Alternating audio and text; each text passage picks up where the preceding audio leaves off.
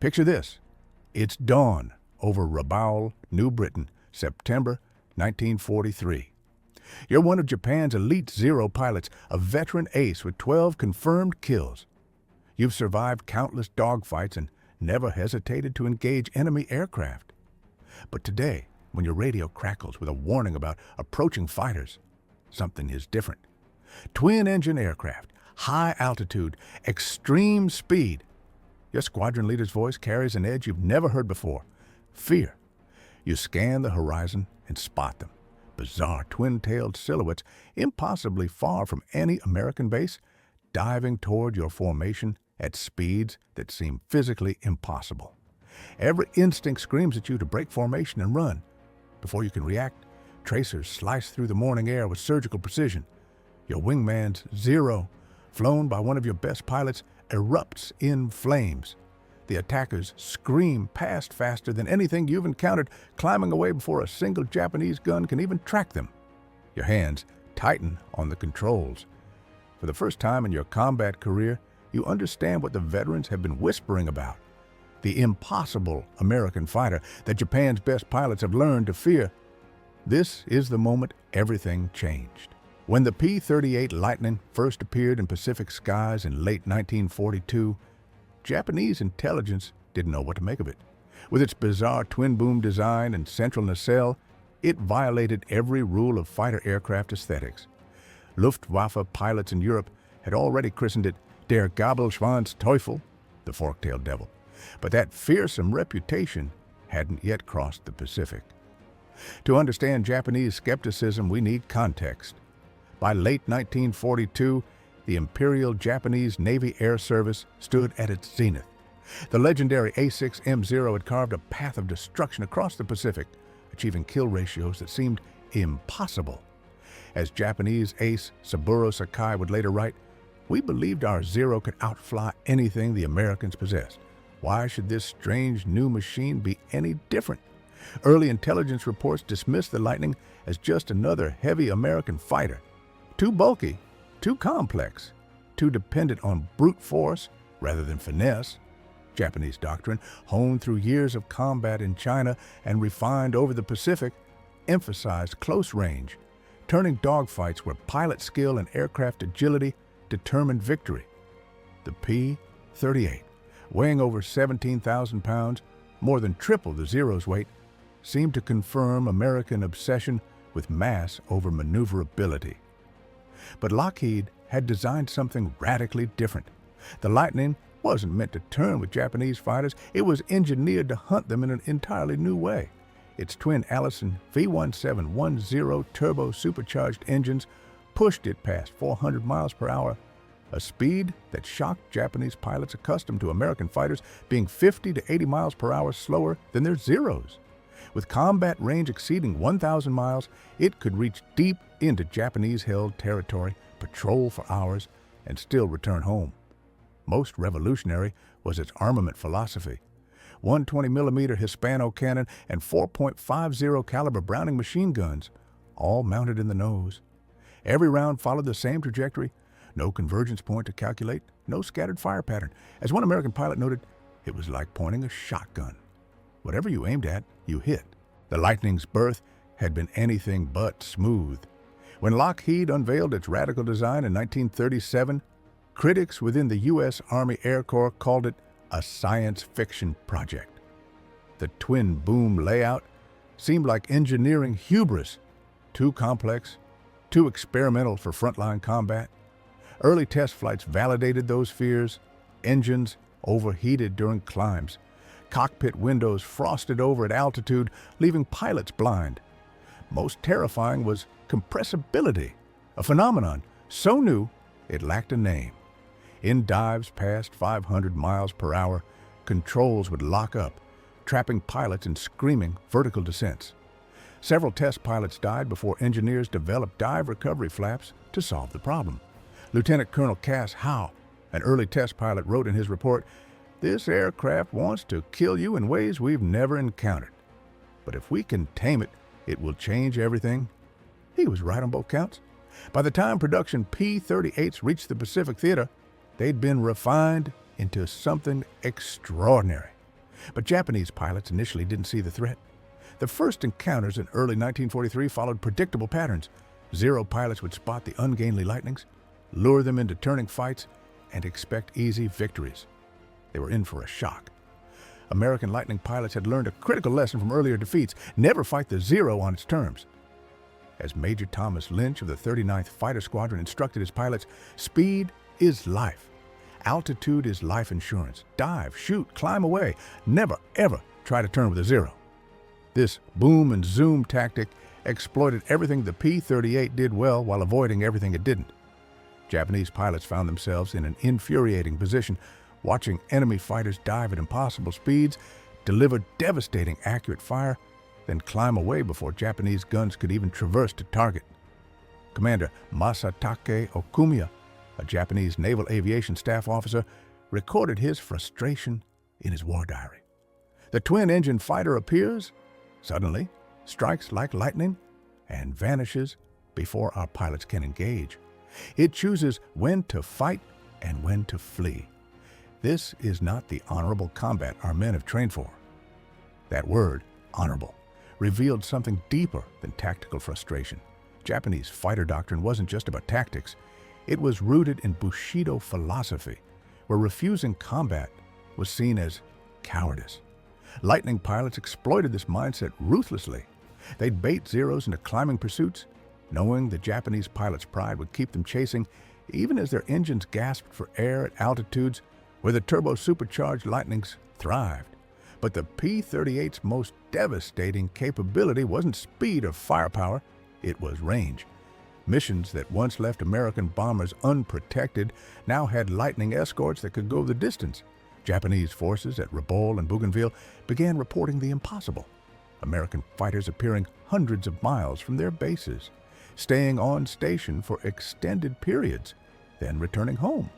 Then came April 18th, 1943, the day that transformed the P-38 from a tactical nuisance into a strategic nightmare for Japan.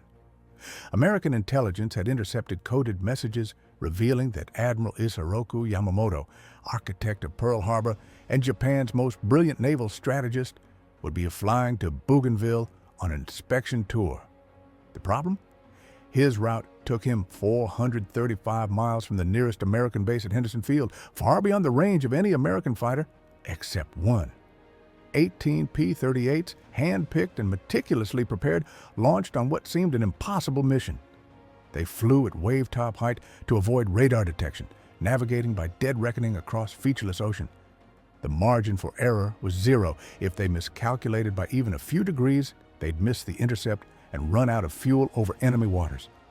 Captain Thomas Lanphier, one of the attack pilots, later recalled, "We were flying right at the edge of our fuel range. Everyone knew that even if we succeeded, getting home was far from guaranteed. But for a target like Yamamoto, it was worth the risk." At precisely 9:34 a.m., the Lightnings spotted their prey, two Mitsubishi G-4M Betty bombers, escorted by 6 Zeros, flying exactly where intelligence predicted. What happened next lasted only minutes, but reverberated for years. The Lightnings split, some climbing to engage the Zero escorts, others diving on the bombers. Yamamoto's Betty, hit by Lanphier's concentrated nose-mounted firepower, spiraled into the jungle. The architect of Japan's Pacific strategy was dead, killed by an aircraft that had flown farther than the Japanese believed possible. The psychological impact on Japanese forces was immediate and devastating. If the P-38 could reach out and kill their most protected commander, nowhere was safe. As Vice Admiral Shigeru Fukudome later admitted in post-war interviews, Yamamoto's death showed us that the Americans possessed not just new aircraft, but a new philosophy of air warfare. Range had become a weapon as deadly as any gun. By mid-1943, reports from Japanese squadrons began revealing something beyond tactical concerns. They spoke of fear. Warrant Officer Kiyoshi Ito, a Zero ace with 12 kills, wrote in his diary after an encounter near New Guinea, "The twin-tailed fighter is always above us, always faster, always choosing the moment to strike. We pour bullets into it and watch it absorb punishment that would shred a Zero, then dive away trailing smoke. Yet somehow, it survives. Fighting it is like fighting a ghost that bleeds but never dies. This psychological erosion proved as destructive as any combat loss. Japanese pilots began making conservative choices, breaking off attacks earlier, avoiding situations where they might be isolated. The aggressive confidence that had defined Imperial Navy pilots in 1941 was evaporating. The numbers told the story. In early 1943, Japanese naval aviators averaged 500 to 800 flight hours before entering combat. By 1944, that had dropped to under 200 hours. The P-38's long-range escorts and deep penetration sweeps were systematically destroying Japan's irreplaceable veteran pilot corps. Senior Lieutenant Yasuhiko Kuroe, a decorated ace who survived the war, described the shift in a 1971 interview. By late 1943, we no longer hunted American fighters. We tried to survive them. When we heard reports of P-38s in the area, even experienced pilots felt their hands tighten on the controls. The Lightning forced us to fight defensively, and in air combat, defense is the beginning of defeat. Japanese tactical manuals began including specific warnings about the P-38.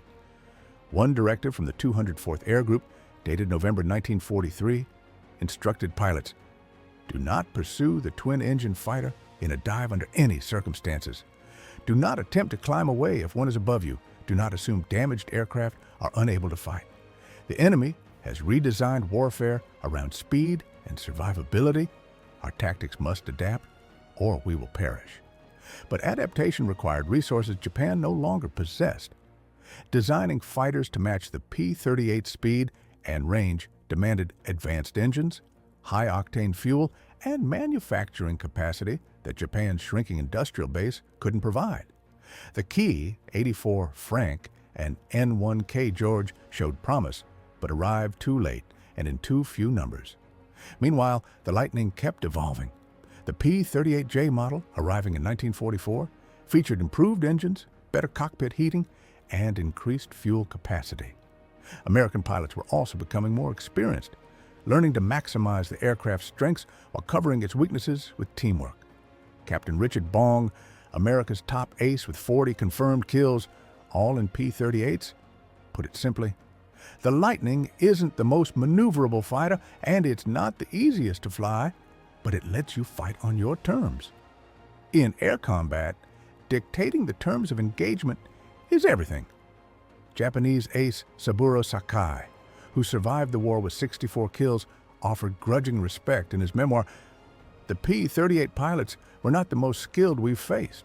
German pilots were technically superior, but the Americans understood their machine's capabilities perfectly. They never tried to make the Lightning into something it wasn't." That discipline, combined with the aircraft's raw performance, made them formidable opponents. The final reckoning. By 1945, the P-38's role in the Pacific began shifting. Newer fighters like the P-51 Mustang and P-47 Thunderbolt were arriving in greater numbers, and the Lightning's complexity made it harder to maintain in forward bases. But its legacy was already cemented. The Lightning had fundamentally altered air combat doctrine. It proved that concentrated firepower, rugged construction, and tactical flexibility could overcome raw agility. Post-war American fighter design, from the F-86 Sabre to the F-4 Phantom, embodied lessons learned from the P-38 experience. For Japan, the Lightning represented something more painful, a symbol of how the war had turned against them. General Minoru Genda, one of Japan's most brilliant air tacticians and a planner of the Pearl Harbor attack, reflected in 1949. "We designed our fighters for the war we wanted to fight. Quick, decisive engagements where skill determined the outcome. The Americans designed theirs for the war they needed to fight. Long-range attrition across vast distances. The P-38 embodied that philosophy. We never found an adequate answer." The statistics supported his assessment. P-38S destroyed over 1,800 Japanese aircraft, more than any other American fighter in the Pacific. But numbers only tell part of the story. The true measure of the P-38's impact wasn't found in kill ratios or tactical reports. It lived in the memories of those who faced it. Post-war interviews with Japanese pilots revealed a consistent thread: respect, mixed with lasting unease. Commander Tadashi Nakajima, who flew Zeros throughout the war, spoke at a 1978 aviation symposium. "When I lecture young pilots today, they ask which aircraft I feared most. I tell them it was not the one that could outmaneuver us, it was the one that made maneuverability irrelevant. The P-38 changed the rules, and we could not change quickly enough to keep up." The Lightning also represented a broader shift in warfare philosophy. Japanese aircraft design had emphasized the warrior spirit, lightweight, agile machines that empowered skilled pilots to achieve greatness through individual excellence. American design increasingly emphasized systems thinking, aircraft, tactics, logistics, and pilot training, working as an integrated whole. Colonel Toshio Sakagawa, a Japanese aviation engineer who studied captured P-38s, noted in a technical report from 1944, "The construction shows no elegance, no pursuit of perfection in any single element. Instead, every component supports the others. The engines provide speed and altitude, the airframe provides durability and stability, the armament provides accuracy. Together, they create something greater than the sum of parts." This is American engineering philosophy: pragmatic, holistic, and devastatingly effective. Behind the tactics and technology were young men on both sides, caught in a war that pushed aviation to its limits. P-38 pilots faced their own demons: the fear of engine failure over endless ocean, the bone-chilling cold at altitude, the loneliness of flying into hostile territory, knowing rescue was impossible if things went wrong. First Lieutenant Rex Barber, who flew on the Yamamoto mission, wrote in his journal, "People celebrate the Lightning's range and speed, but they forget what it demanded from us. Hours alone in a freezing cockpit, navigation by dead reckoning over featureless water, fuel gauges creeping toward empty while enemy territory still surrounds you. The P-38 could go anywhere, but it asked you to go there with it. Consequences be damned." For Japanese pilots, the toll was even grimmer. As American numbers and technology advanced, survival became increasingly unlikely. By 1944, the average life expectancy for a newly trained Japanese pilot was measured in weeks. The Lightning wasn't solely responsible for this attrition, but it was a consistent, unrelenting contributor. Petty Officer Takeo Tanamizu, who survived the war flying Zeros, wrote in his 1956 memoir, "We called it Sojuki, the double-bodied demon, not from hatred, but from recognition. It was efficient, merciless, and everywhere. When you saw those twin booms on the horizon, you knew someone wasn't coming home. Often, it was one of ours." Today, fewer than 10 P-38s remain airworthy worldwide. At air shows, they still turn heads with their distinctive silhouette and the unique synchronization of their counter-rotating propellers. Modern spectators see elegance and nostalgia. Veterans see something different. At a 2003 reunion of Pacific War pilots, American and Japanese together, retired Colonel James Watkins watched a restored P-38 Thunder overhead. Beside him stood Kaname Harada, a former Zero pilot. Watkins recalled their exchange. "I asked Harada what he thought when he saw a Lightning now." He was quiet for a long time, then said, "I remember being 23 and thinking I would die that day. Now I am 82, and I am grateful your fighter was faster than my fear." The P-38 Lightning story transcends aviation history. It's a lesson in adaptation, innovation, and the brutal mathematics of warfare. When Lockheed's engineers first sketched that twin-boom design, they weren't trying to create the perfect fighter. They were solving a specific problem: how to build an aircraft that could fly farther, hit harder, and survive longer than anything currently in the sky. Japanese engineer Jiro Horikoshi, designer of the Zero, met with P-38 designers at a 1956 aeronautical conference. The exchange, recorded in conference minutes, was telling. Horikoshi asked, "Did you know your Lightning would make our Zero obsolete?" Lockheed's Clarence Kelly Johnson replied, "We didn't design it to beat the Zero. We designed it to win a war across the Pacific. Your fighter was magnificent, but it was built for a different ocean." That distinction mattered. The Zero was a masterpiece of minimalist engineering, every unnecessary ounce stripped away to maximize performance. The P-38 was the opposite, robust, redundant, built to absorb punishment and keep flying. In the early war, Japanese philosophy seemed vindicated. By 1944, American pragmatism had proven decisive. The Lightning's greatest achievement wasn't mechanical, it was psychological. It broke the myth of Japanese invincibility in the air, not through a single decisive battle, but through relentless, grinding presence. Every mission it flew deep into Japanese territory, every bomber formation it escorted safely home, every damaged Lightning that returned when a zero would have fallen, these accumulated into an unbearable weight on Japanese morale. Air Marshal Takeo Tominaga, reflecting in his 1969 autobiography, captured this perfectly. We could occasionally shoot down a P-38. We could never shoot down what it represented, America's industrial might, their willingness to build not the best fighter, but 10,000 good enough fighters. The Lightning was victory through persistence, and persistence was something our dwindling resources could not match. Perhaps the ultimate irony is that the P-38 itself became obsolete quickly after the war. Jets arrived, rendering even its impressive speed pedestrian. The complex twin-engine design that made it revolutionary became a maintenance nightmare in peacetime. By 1950, nearly all had been scrapped. But its influence endures.